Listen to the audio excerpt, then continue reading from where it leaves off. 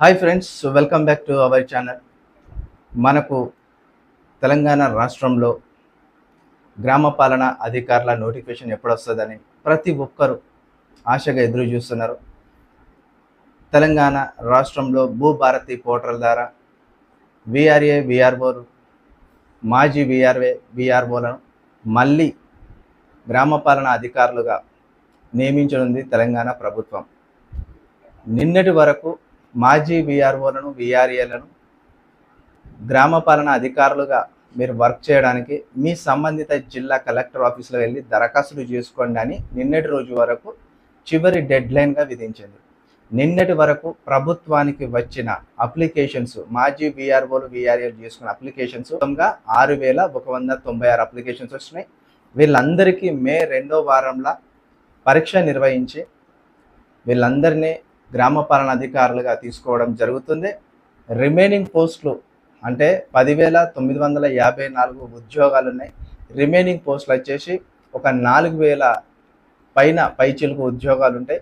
వీటన్నిటిని కూడా డైరెక్ట్ నోటిఫికేషన్లో ఇచ్చే అవకాశం మెండుగా కనిపిస్తుందని చాలామంది ఆశపడుతున్నారు. డైరెక్ట్ నోటిఫికేషన్లో 4,000 పోస్టులు రానున్నాయి. ఇవన్నీ కూడా డైరెక్ట్ నోటిఫికేషన్ రావాలంటే నాకు తెలిసి జూన్ వరకు వచ్చే అవకాశం ఉందని నేను అనుకుంటున్నా. ఎందుకంటే ఇప్పుడు మే 2వ వారంలో ఈ యొక్క 6,196 మందితో గ్రామ పాలన అధికారులుగా వీళ్ళందరికీ విధులను అప్పచెప్పేసి భూభారతి పోర్టల్ను జూన్ 2వ తారీఖు వరకు రాష్ట్రంలో సమూలంగా మొత్తం ఇంప్లిమెంటేషన్ చేయబోతున్నారు.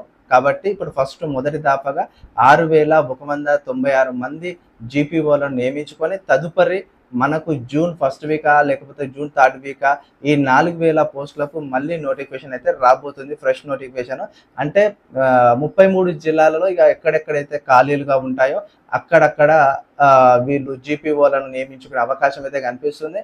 అంటే మనకు 33 జిల్లాలలో పెద్ద జిల్లాలలో ఎక్కువగా జీపీఓలు ఉంటాయి. చిన్న జిల్లాలు ఏదైతే మనకు హన్మకొండ లాంటి చిన్న జిల్లాలు ఉంటాయో, ఈ ములుగు, హన్మకొండ అండ్ గద్వాల, ఈ చిన్న జిల్లాలు ఇవన్నిట్లో చాలా తక్కువగా జీపీఓ ఖాళీలు ఏర్పడే అవకాశం అయితే కనిపిస్తుంది.